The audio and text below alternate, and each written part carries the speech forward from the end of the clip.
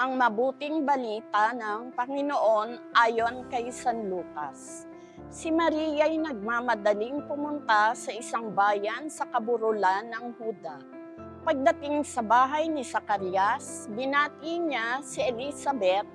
Nang marinig ni Elizabeth ang bati ni Maria, naggagalaw ang sanggol sa kanyang tiyan. Napuspos ng Espiritu Santo si Elizabeth at buong galak na sinabi, "Pinagpala ka sa mga babae at pinagpala rin ang dinadala mo sa iyong sinapupunan. Sino ako upang dalawin ng ina ang aking Panginoon?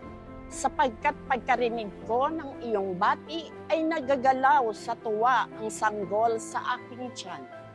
Mapalad ka sapagkat nanalig kang matutupad ang ipinasasabi sa iyo ng Panginoon." At sinabi ni Maria, "Ang puso ko'y nagpupuri sa Panginoon at nagagalak ang aking espiritu dahil sa Diyos na aking tagapagligtas, sapagkat nilingap niya ang kanyang abang alipin at mula ngayon, ako'y tatawaging mapalad ng lahat ng salinlahi dahil sa mga dakilang bagay na ginawa sa akin ng makapangyarihan. Banal ang kanyang pangalan. Kinahahabagan niya ang mga may takot sa kanya sa lahat ng salit-saling lahi. Ipinakita niya ang lakas ng kanyang mga bisi. Pinangalat niya ang mga palalo ang isipan. Ibinagsak niya ang mga hari mula sa kanilang trono at itinaas ang mga nasa abang kalagayan. Binusog niya ng mabubuting bagay ang mga nagugutom at pinalayas niyang wala ni anuman ang mayayaman. Tinulungan niya ang kanyang bayang Israel bilang pagtupad sa pangako niya sa ating mga magulang kay Abraham at sa kanyang lahi magpakailanman. Tumira si Maria kina Elizabeth nang may 3 buwan at saka umuwi. Ang mabuting balita ng Panginoon. Ang pagtugon ni Maria sa Panginoon nung sabihin sa kanya ang tungkol sa kanyang isisilang na sanggol ay nagpapakita ng lubos na pagtitiwala at pagsamba sa Diyos.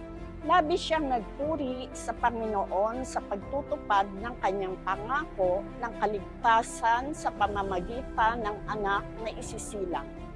Dahil sa pagpili ng Diyos sa mahal na birhen na isang aba, ay nagpapatunay lamang na kung tayo ay manalig at susunod sa kalooban ng Diyos, kahit tayo ay aba, itataas din niya tayo. Ito ay nagpapahayag din ng pagdalaw ng Diyos sa kanyang bayan nang tuparin niya ang kanyang plano para sa kaligtasan sa pamamagitan ng kanyang anak, ang Panginoong Hesukristo. Nakilala siya ng mahal na birhen at Santa Elizabeth at ang tugon nila ay pagpupuri, pasasalamat at pagtatanaw ng utang na loob na maging matapat palagi sa Kanya. Ganon din sana tayo na kapag ang Diyos ay dumalaw sa ating buhay, kilalanin natin siya, magpasalamat sa Kanyang mga biyaya at maging mga saksi niya sa araw-araw. Manalangin tayo.